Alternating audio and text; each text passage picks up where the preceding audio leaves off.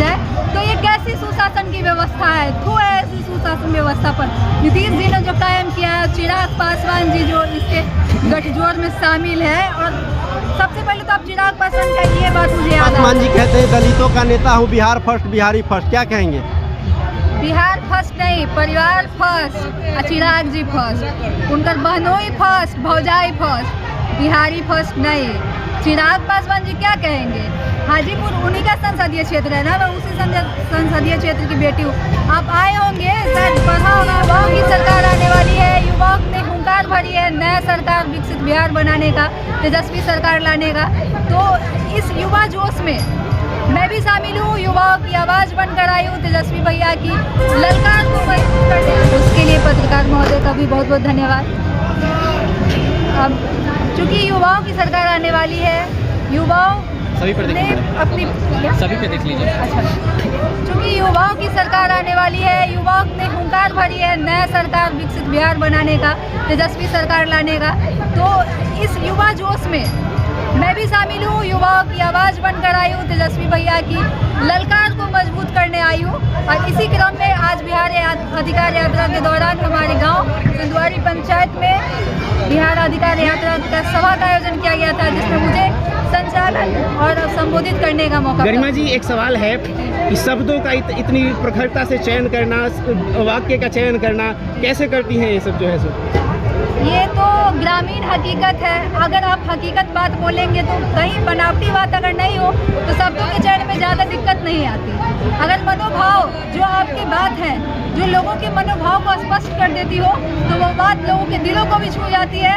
और इसे निकालने के लिए हम लोग कोई मोदी जी है जो झूठ बोलेंगे तो हमको प्रैक्टिस करना पड़ेगा। भाजपा का प्रपंच रचा जा रहा है कि वहाँ पे कहेंगे पहले ही प्रैक्टिस करवाया जाएगा, रिहर्सल होगा कि जाएंगे मोदी जी तो ताली बजाना है, नारा लगाना है। और हम लोग समाजवादी लोग हैं, जो भी बोलते हैं पक्की बात बोलते हैं। आज जब हम लोग पब्लिक का बाइट ले रहे थे, पब्लिक ओपिनियन कर रहे थे, तो उस दौरान बहुत सारे लोगों का ये कहना था कि भविष्य की प्रखर वक्ता हो सकती हैं, भविष्य की जो है प्रखर नेत्री हो सकती है। आप कैसे देखती हैं इसको? बहुत बहुत आभार व्यक्त करती हूँ, बहुत बहुत धन्यवाद व्यक्त करती हूँ, जिन्होंने एक महिला की आवाज़ को, एक बेटी की आवाज़ को बुलंदी देने का काम किया और मुझ पर भरोसा जताया और मुझे आश्वासन दिया। मैं उन सभी लोगों का बहुत बहुत धन्यवाद करती हूँ। माननीय चितरंजन गगन जी, उर्मिला ठाकुर जी जो MLC हैं राष्ट्रीय जनता दल से, उन सभी ने मुझे आशीर्वाद दिया। मेरे लिए आशीर्वाद बहुत है और उन लोगों का सहयोग मुझे मिलता है। चिराग पासवान जी कहते हैं दलितों का नेता हूँ, बिहार फर्स्ट, बिहारी फर्स्ट, क्या कहेंगे? बिहार फर्स्ट नहीं, परिवार फर्स्ट, चिराग जी फर्स्ट, उनकर बहनोई फर्स्ट, भौजाई फर्स्ट, बिहारी फर्स्ट नहीं।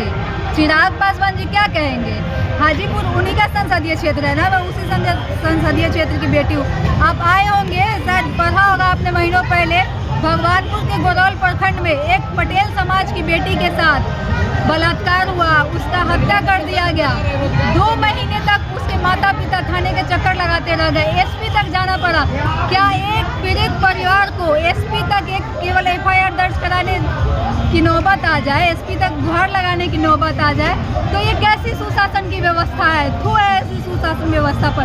नीतीश जी ने जो कायम किया है, चिराग पासवान जी जो इसके गठजोड़ में शामिल है, और सबसे पहले तो आप चिराग पासवान का ये बात मुझे याद आता है, मैं भी एक छात्रा हूँ। जब BPSC 70वीं की जो परीक्षा हुई थी और उसमें पेपर लीक और धांधली के कारण छात्र पटना की सड़कों पर गर्दनी बाग से लेकर गांधी मैदान तक प्रोटेस्ट कर रहे थे, उन पर वाटर कैनन की बौछारें बरस रही थी, लाठीचार्ज किया जा रहा था। तब चिराग पासवान जी सहानुभूति प्राप्त करने के लिए आते हैं और कहते हैं कि हाँ धांधली तो हुई है।